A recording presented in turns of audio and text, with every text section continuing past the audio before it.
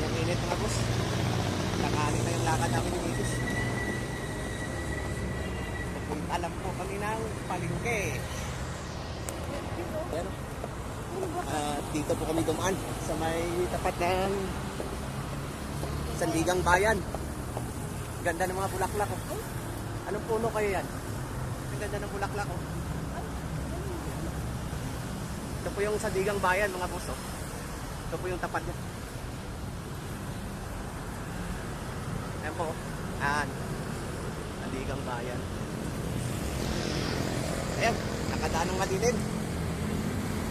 Grabe na yung init. Napakasakit na sa balat. Sumisis sa likod. Buti napadaan tayo rito sa malilim na lugar.